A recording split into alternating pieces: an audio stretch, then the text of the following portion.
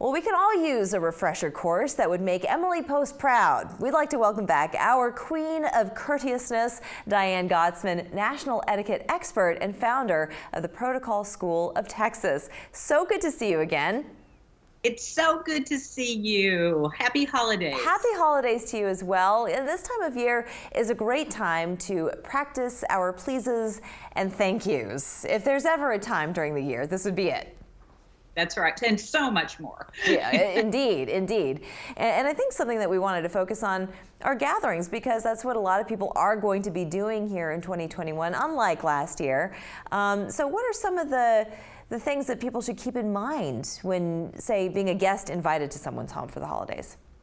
Exactly. You know, we are getting back together and everyone is coming together with different comfort levels. So first and foremost, I think we have to be respectful of each other's comfort levels. Greetings are going to be a little bit awkward because some people will be a hugger, others will be a kisser, some will not want to shake hands. So I think that you watch the other person's body language, even if it's your own family members, and kind of follow their lead. Or you can simply say, are we hugging? Are you comfortable hugging? Because if you're comfortable but they're not, then you have to respect their wishes as well. But you know, it is all about being a great guest. Whether you are going to someone's home for a small gathering or you are going to your family's home, you certainly want to make sure they know you're coming. So that RSVP, you know, obviously your family is going to know you're coming, but if you're invited, you want to RSVP to that invitation, and you only have a very short window of time. Right. So 24 to 48 hours, because your host is waiting to see how many plates she should make or he should make, how many tables they need to rent, you know, so there's all things that are considered. And then when you arrive, don't show up with a +1.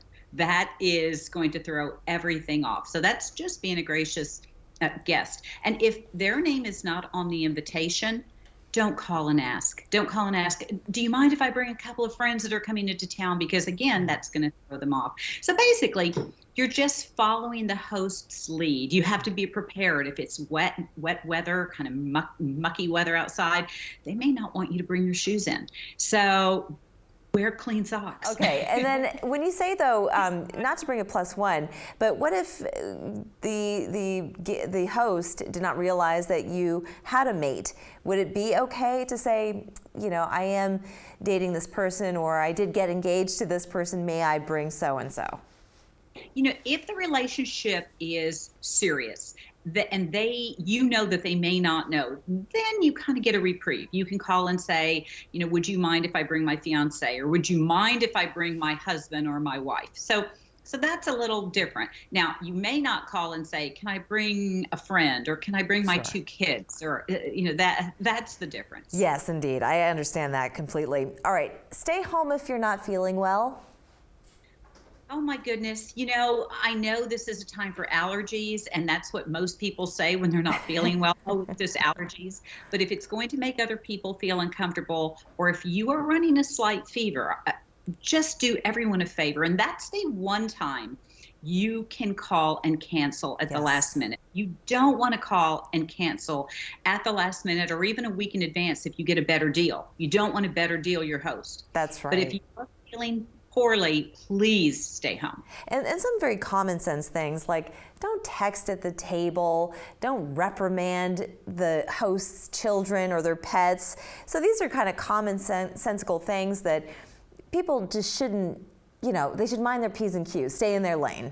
You know, it is common sense, but unfortunately, sometimes if we feel that text go off, it feels so compelling to look and see who's texting. Yes. So just turn your phone off or put it away in your purse someplace, and don't feed the pet under the table. You know, they might have specific dietary restrictions, and you just want to be very careful and mindful of your host's children, pets, anything that they love. Absolutely. And finally, gift or no gift?